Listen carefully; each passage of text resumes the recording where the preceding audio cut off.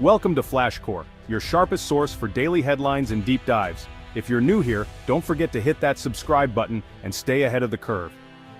On July 24, 2025, North America was rocked by a diplomatic shockwave.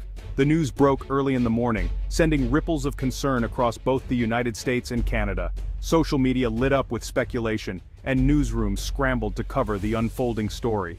The Canadian government, led by Prime Minister Justin Trudeau, announced the indefinite closure of its land borders to all non-essential U.S. traffic heading to and from Alaska.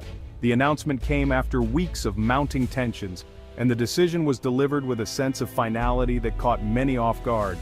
The Alaska Highway, a vital link between Alaska and the lower 48, was suddenly off-limits. For decades, this route has served as a lifeline for families, businesses, and travelers, connecting remote communities and supporting cross-border trade. Communities on both sides of the border were thrown into uncertainty, with urgent questions about trade, travel, and the U.S.-Canada alliance. Local businesses, already struggling from recent economic challenges, now faced the prospect of losing their main source of customers and supplies. Ottawa's abrupt announcement left little room for negotiation, severing a lifeline relied on by thousands of Alaskans and American travelers.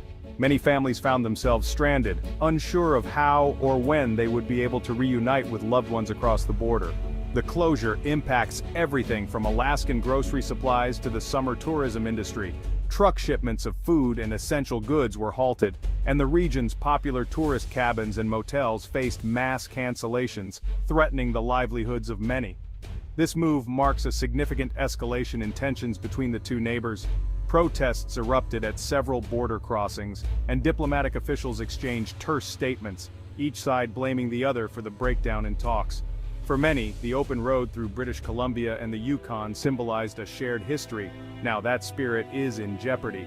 The Alaska Highway, once a symbol of cooperation during World War II, now stands as a stark reminder of how quickly alliances can be tested. The closure is more than a logistical headache. It's a major international incident. News outlets around the world highlighted the story, emphasizing the potential for long-term consequences on trade, security, and the personal lives of thousands. The world is watching as these two close allies face a crisis that's put a literal roadblock between them. Analysts debated the possible outcomes, while citizens on both sides waited anxiously for updates and hoped for a swift resolution. With the U.S. in a politically charged season, Canada's action was bound to provoke a strong reaction. Politicians seized on the issue, making it a central topic in campaign speeches and debates, further fueling public anxiety and uncertainty. The story is no longer just about a closed highway, it's about leadership, national pride, and the high-stakes game of international diplomacy. As leaders on both sides weigh their next moves, the world waits to see whether this crisis will deepen or give way to renewed cooperation and understanding. Canada justified the border closure by citing national sovereignty, emphasizing its fundamental right to determine who enters its territory and under what conditions.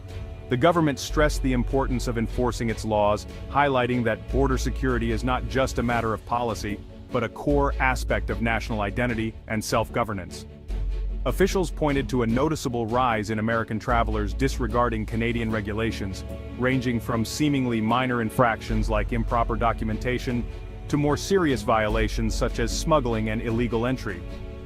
Canada asserted its right to control its borders, claiming this right was being undermined by repeated incidents and a lack of respect for Canadian law.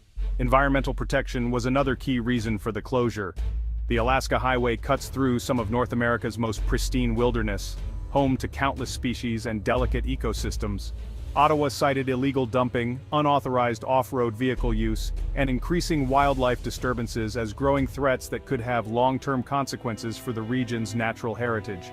The closure was described as a drastic but necessary step to halt environmental damage, giving authorities time to reassess the route's sustainability and develop stronger protections for the land. Public health concerns also played a significant role, as small communities along the highway struggled to handle an influx of travelers, putting pressure on limited medical resources and essential services.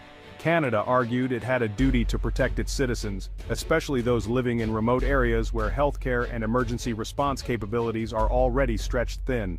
Frustration over U.S. cooperation on cross-border issues was also a factor, with the closure serving as a negotiating tactic to encourage more meaningful dialogue and collaboration.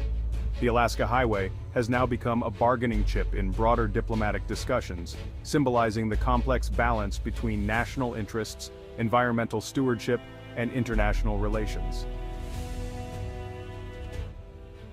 Alaska felt the impact of Canada's decision immediately. The news spread quickly, leaving many Alaskans anxious and uncertain about what the future would hold. For a state already accustomed to challenges, this new development brought a wave of concern that rippled through every community. The state relies on the Alaska Highway as its main connection to the lower 48. This vital road is more than just a route, it's a lifeline, linking Alaskans to family, friends, and essential resources in the rest of the country. Supply trucks carrying food, medicine, and goods were halted, threatening shortages and higher prices. Shelves in stores began to empty, and residents worried about how long their supplies would last if the situation continued. Alaska's tourism industry, dependent on the highway, faced a wave of cancellations and economic uncertainty. Local businesses, already struggling from seasonal challenges, now faced the prospect of losing an entire year's income. The closure deepened Alaska's sense of isolation. Air and sea travel are costly and impractical for many. For rural residents, these options are often unreliable, making the highway's closure even more devastating. Families are separated, and the freedom of movement is gone, fueling anxiety and frustration. Many are left wondering when they'll see loved ones again, as travel restrictions keep them apart. The highway is also a key military route. Its closure forces reliance on more expensive and vulnerable air and sea corridors. This shift complicates logistics and increases the risk of delays in critical operations. This raises national security concerns and questions about supporting U.S. assets in the Arctic. Military leaders must now rethink strategies to ensure Alaska remains protected and supplied. The closure is not just a travel issue, it's a matter of national interest. Lawmakers and officials are urgently debating solutions, aware that the stakes are higher than ever. Alaska's strategic importance makes the situation even more urgent. Its location is critical for defense, commerce, and energy, amplifying the consequences of this isolation. The state's future now hangs in the balance. Alaskans face an uncertain road ahead, hoping for solutions that will restore their vital connections and secure their place in the nation. President Trump's response was swift and forceful. Speaking from the White House, he condemned Canada's move as a hostile act by a supposed ally. He called it a betrayal, accusing Prime Minister Trudeau of punishing Alaskans unfairly. Trump dismissed Canada's reasons as flimsy excuses for a politically motivated attack. He argued the closure was disproportionate and designed to harm American citizens and businesses. Trump questioned the legality of Canada's decision, hinting at legal action through international bodies. He promised to fight the closure, vowing not to abandon Alaska. "We will find a way, a bigger, better way, a Trump way," he declared. His rhetoric projected strength and set the stage for bold, confrontational proposals. The U.S. would not accept the closure without a fight. President Trump unveiled a two-pronged strategy to counter Canada's blockade. First, he proposed a massive government-supported Freedom Convoy, a sea and air bridge to Alaska, bypassing Canadian territory. Cargo ships and planes would move goods and people between Washington state and Alaska, demonstrating American resolve.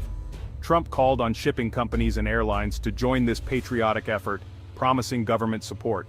Second, he threatened economic retaliation, a review of U.S.-Canada trade agreements and potential tariffs on Canadian exports like lumber and aluminum. Trump also floated a reciprocity fee for Canadian commercial traffic entering the U.S. The message was clear: if Canada hurt Alaska, the U.S. would hit back harder. These moves aimed to pressure Ottawa into reversing the closure. The economic consequences would be felt on both sides of the border. The closure and Trump's response ignited strong emotions across the U.S. and Alaska.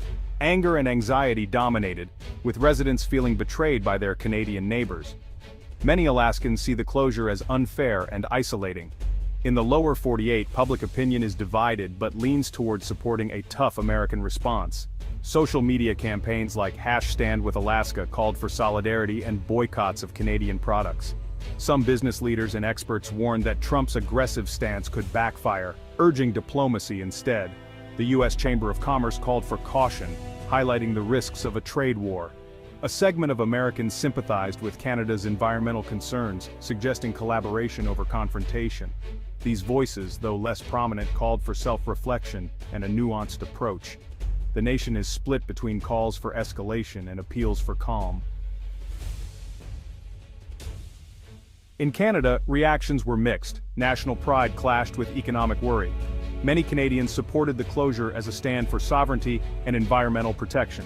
In Western provinces, business owners feared economic fallout from lost American tourism. Trump's aggressive rhetoric polarized Canadian opinion, with some rallying behind their government and others urging restraint. For some, standing up to U.S. pressure was a point of pride. Others, including political commentators and opposition leaders, called for calm and a return to diplomacy. They warned that a trade war would hurt both nations, given their deep economic ties. The call for serious, private negotiations grew louder as the crisis deepened. The Alaska highway closure has plunged U.S.-Canada relations into crisis. Diplomatic channels are strained, with embassies at the center of a high-stakes standoff. The threat of tariffs could trigger a trade war, disrupting industries and supply chains across North America. Business leaders on both sides are urging a return to negotiation before lasting damage is done. Possible resolutions include mutual concessions, new travel protocols, or joint environmental programs. Mediation by a neutral third party is possible, but unlikely to be quick. The worst-case scenario is a prolonged stalemate, poisoning relations for years. The outcome depends on the political will of both leaders to de-escalate. A joint commission to manage the highway could offer a face-saving solution. The coming weeks will determine if this crisis is a footnote or a turning point in North American cooperation. Canada's sudden closure of the Alaska highway has exposed deep cracks in the US-Canada relationship. This is more than a logistical problem, it's a symbol of a partnership under strain. Canada's concerns over sovereignty and the environment have forced a tough conversation about the world's longest undefended border. Trump's bold response has escalated the dispute into a full-blown diplomatic standoff. The reactions of ordinary citizens, anger, solidarity, anxiety, and calls for peace show the real-world impact of high-level decisions. The US-Canada relationship is being tested as never before. The dispute over the Alaska route will shape the future of this vital alliance. As of July 25, 2025, the highway remains closed and the standoff continues. Reopening the road, literally and figuratively, is now the most urgent challenge facing these two neighbors.